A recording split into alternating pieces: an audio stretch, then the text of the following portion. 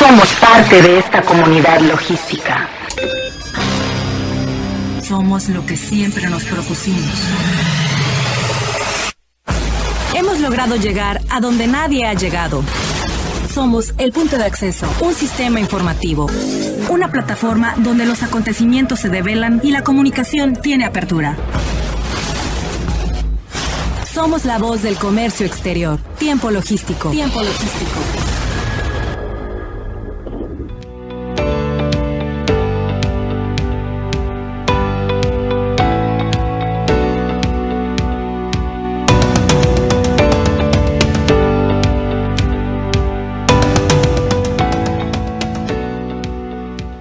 Hola, ¿qué tal, amigos? Mi nombre es Paco Tobar y tengo el honor de presentar este programa, conducirlo, proyectarlo. Tiempo logístico, la voz del comercio exterior. Como siempre, bueno, pues para ustedes que están acostumbrados a este programa, donde hablamos de logística, de comercio exterior, de aduanas, de puertos, evidentemente con los especialistas a nivel nacional e internacional que nos comparten toda su expertise, su conocimiento, para invitarnos a tener más conocimiento al respecto. Este programa, acostumbrados a segmentarlo en 3 episodios y se presentan de la siguiente forma. El tercero y último, vamos a hablar de la importancia de la cadena logística en esta ciudad y puerto de Manzanillo y el país, esa conectividad con los especialistas de Accesa Logistic. En el segundo segmento vamos a hablar también de una importancia y la administración de riesgos. Esto va a ser con los expertos de Grupo Nuño y nos acompaña en esta ocasión Armando González. En este primer segmento vamos a hablar de un tema muy interesante. Bueno, pues es la segunda vez que participa el doctor Hugo Gómez Smith, que ahorita le vamos a dar la cordial bienvenida, y nos va a hablar del ciclo logístico de los puertos y la importancia de las vías de comunicación. El doctor Hugo Gómez Smith es un experto en toda la materia y es un colega de noticias, el doctorsmith.com.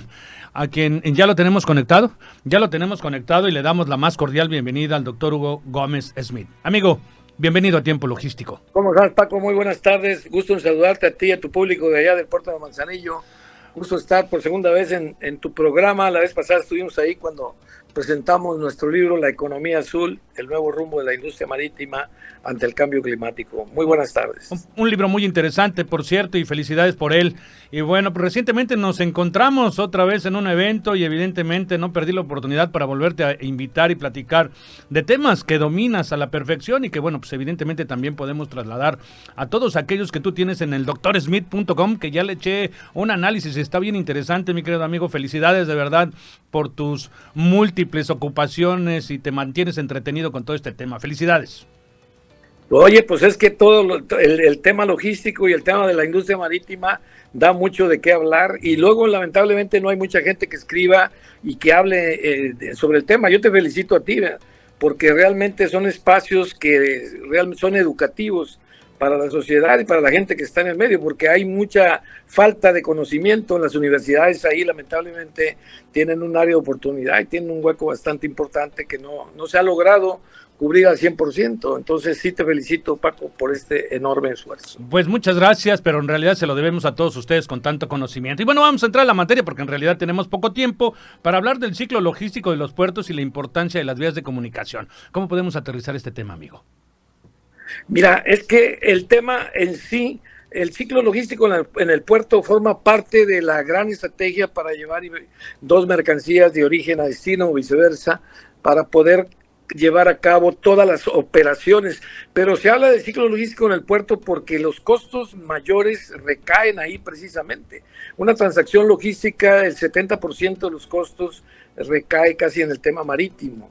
Entonces es muy importante todos los tiempos que ahí se generan y luego sobre todo la administración del espacio, porque pues estamos en una situación cambiante que se maneja en 3 ejes. Prácticamente ahí dentro del puerto tenemos una situación de 3 ejes, que es el flujo físico de la carga, la coordinación de los actores y el flujo de la información. O sea, esos 3 pilares, puede decirse, son los componentes del ciclo logístico para darle servicio a los 2 clientes esenciales que tiene un puerto, que son los dueños de los buques o los buques en sí y las cargas que son. Ese es el único fin que reúne a todos esos actores dentro del puerto. La finalidad de ese espacio es instrumentar todas las medidas necesarias para que la carga salga de manera expedita y los buques sean despachados con la mayor prontitud. El costo diario de un buque oscila entre 80, 60, de acuerdo con el tamaño. Ahorita de Manzanillo están llegando buques muy grandes, hasta $100,000 diarios.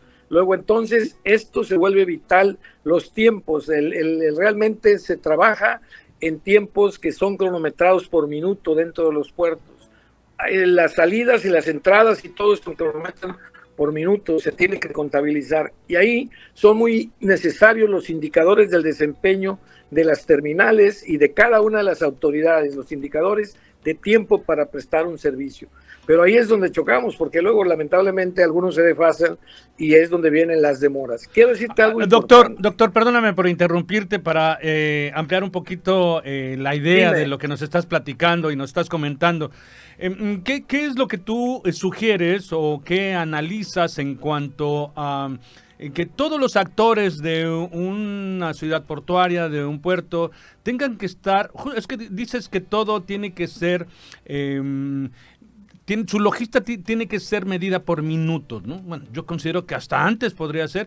Y esa homologación de criterios, el que todos los actores de un lugar, de un puerto, tengan ese mismo objetivo, estén conectados hacia esa sincronía. Digo, evidentemente eso sería lo perfecto, pero ¿cómo lo observas tú o qué analizas al respecto en ese sentido? Mira, en un tiempo se trató, hace como unos 8 o 10 años, se trató de instituir lo que se llamó la marca de garantía de los puertos de México. Sí. O sea, era que los actores firmaran un compromiso para prestar su servicio en cierto tiempo y comprometerse, y el que no lo prestara iba a tener que pagar una sanción, es una especie de multa, para poder nosotros garantizar esos tiempos. Por ejemplo, pilotos de puerto, terminales, remolcadores, todos iban a estar comprometidos a cierto tiempo. Entonces, ahí es donde, pero lamentablemente muchos no quisieron. Muchos no quisieron porque implica un compromiso de prestar un servicio en cierto lapso de tiempo, una ventana de tiempo que yo tengo que cumplir. Y ahí es donde muchos no quisieron entrar. Estamos hablando de hace más de 10 años de ese tema, ¿no? Hace más de 10 años, se descartó y luego volvimos al origen y cada quien por su lado. Entonces, realmente eso es lo que se necesita. Si no hay un acuerdo, por ejemplo, de prestar el servicio en cierto tiempo determinado, obviamente de acuerdo a las circunstancias, pero un tiempo racional, no es un tiempo justo, es un lapso, es cierto periodo que es racional para poder prestar el ciclo logístico del puerto y no desfasarnos tanto en los exportadores, en enviar la información y luego querer convertir el puerto en un almacén. Y luego hay una serie de factores aquí que también se vinculan con la cultura de comercio exterior de los exportadores y los importadores, ¿no? Entonces, ese es el gran acuerdo que se tiene que hacer. Eso es dentro, pero luego vas afuera, porque luego el flujo tiene que ser expedito por la ciudad. Entonces, de librar espacios. Tú bien sabes, la contenerización le ha ido ganando espacios a la ciudad, lamentablemente. Pero ¿qué hacemos? 8 de cada 10 empleos de una ciudad dependen del puerto. Y los retrasos, te voy a decir un dato importante, incrementan el valor de la carga entre un 12%, un 15%. O sea, tú por los retrasos pagas mercancías 15% más caras. Entonces, pues ahí tienes una razón de fondo para entrar en un buen acuerdo. Es inflacionario totalmente.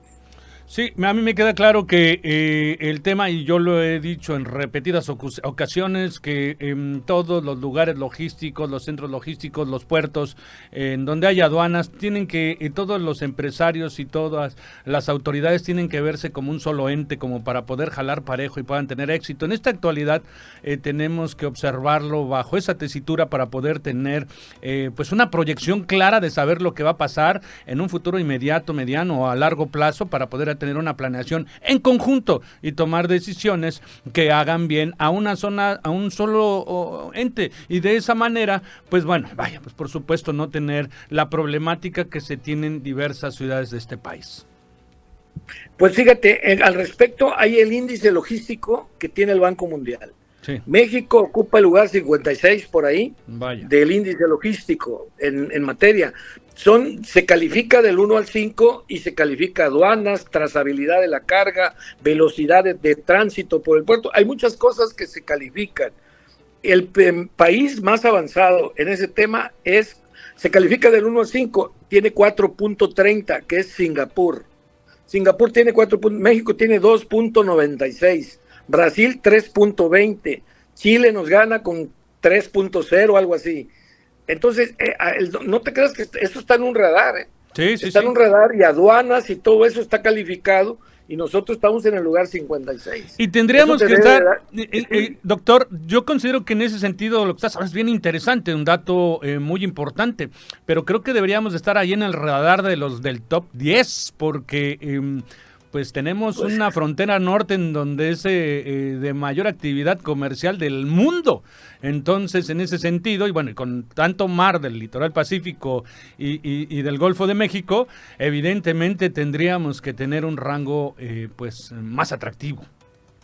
Pues sí, pero lamentablemente aquí en México no hay cabotaje, o sea, no está completa la cadena logística. Sí. Nosotros dependemos del factor terrestre en gran cantidad, en gran volumen de la carga es por medio de tierra. Entonces tenemos problemas de estrategia también con respecto a la frontera norte. Fíjate, te voy a dar un dato.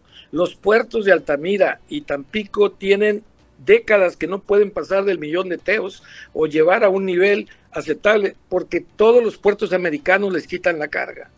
La frontera norte se van 8 millones de toneladas de acero del norte de Monterrey hacia los puertos americanos.